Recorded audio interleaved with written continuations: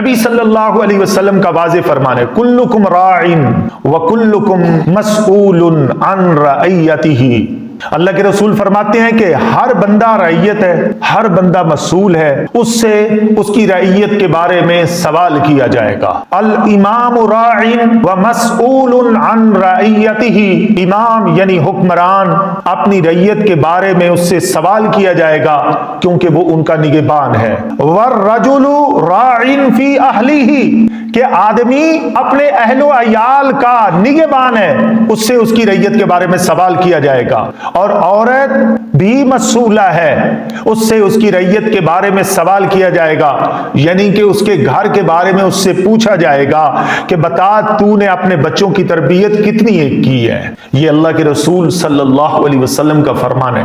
اس لیے ہمیں یہ سوچنا چاہیے کہ ہم اپنے بچوں کی تربیت بہتر انداز میں کریں۔ اگر نہیں کی نا، پھر اللہ تعالیٰ قیامت والے دن ہم سے یہ سوال کرے گا۔ اگلا مسئلہ کہ والدین کی بنیادی ذمہ داری ہے کہ وہ اپنے بچوں کو عقیدہ توحید سکھائیں، یہ سب سے ضروری امر ہے۔ حضرت عبداللہ بن عباس رضی اللہ عنہ بیان کرتے ہیں، ایک دن میں اللہ کے رسول کے پیچھے سواری پر سوار تھا، آپ نے فرمایا یا غلام، اے لڑکے میں تجھے کچھ کلمے سکھانا چاہتا ہوں۔ تو انہوں نے کہا جی اللہ کے رسول مجھے سکھائیے۔ آپ نے فرمایا احفظ اللہ یحفظک، احفظ اللہ تجدہ تجاہک، وَإِذَا سَأَلْتَ فَاسْأَلِ اللَّهَ وَإِذَا اسْتَعَنْتَ فَاسْتَعِنْ بِاللَّهِ وَاعْلَمْ أَنَّ الْأُمَّةَ لَوِ اجْتَمَعَتْ عَلَىٰ أَن يَنفَعُوكَ بِشَيْءٍ لَّمْ يَنفَعُوكَ إِلَّا بِشَيْءٍ قَدْ كَتَبَهُ اللَّهُ لَكَ وَلَوِ اجْتَمَعُوا عَلَىٰ أَن يَضُرُّوكَ بِشَيْءٍ لَّمْ يَضُرُّوكَ إِلَّا بِشَيْءٍ قَدْ كَتَبَهُ اللَّهُ لَكَ رُفِعَتِ الْأَقْلَامُ وَجُفَّتِ الصُّحُفُ۔ اے لڑکے اللہ کو یاد کر، اللہ تجھے یاد کرے گا۔ اللہ کو یاد کر، اللہ کو اپنے سامنے پائے گا۔ سوال کی نوبت آئے تو اللہ سے سوال کر، مدد کی ضرورت پڑے اللہ سے مدد طلب کر، اور اس بات کو ذہن میں رکھ لے اگر اللہ تجھے نفع دینا چاہے تو دنیا کی کوئی طاقت تجھے نقصان نہیں دے سکتی، اور اللہ اگر تیرے مقدر میں نقصان لکھ دے پھر ساری امت مل کر تجھے نفع نہیں دے سکتی۔ رفعت الاقلام وجفت الصحف، کلموں کو اٹھا لیا گیا ہے، سیاہی خشک ہو گئی ہے۔ میرے محترم بھائیوں، یہ بچوں کو بنیادی چیز سکھانا ضروری ہے۔ عقیدہ توحید کے بعد دوسرا مسئلہ بچوں کو کیا سکھانا ہے؟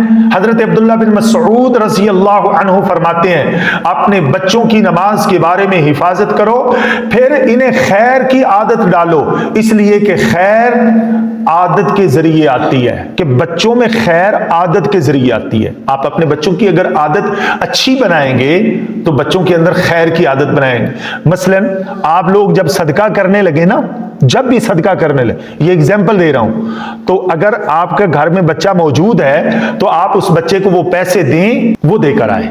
بچوں کو جب بھی آپ جیب خرچ دیں نا تو بچوں کو ساتھ میں یہ بتائیں کہ اگر آپ کو کوئی غریب آدمی نظر آ جائے تو اس کے اوپر صدقہ کر دیا کرو۔ بچوں کو سب سے پہلے نماز سکھانی ہے عقیدہ توحید کے بعد۔ رسول اللہ صلی اللہ علیہ وسلم نے فرمایا جب بچہ 7 سال کا ہو جائے تو اس کو نماز کا حکم دو، اور جب 10 سال کا ہو جائے نہ نماز پڑھے تو پھر اس کو مار کر نماز پڑھاؤ۔ ہم سارے مل کر سوچ لیتے ہیں کہ اگر ہم خود نماز نہیں پڑھیں گے تو ہمارے بچے تو نماز نہیں پڑھیں گے۔ اگر ہم ان کو بولیں گے کہ بیٹا اٹھو نماز پڑھو تو وہ کہے گا آپ تو پڑھتے نہیں ہو۔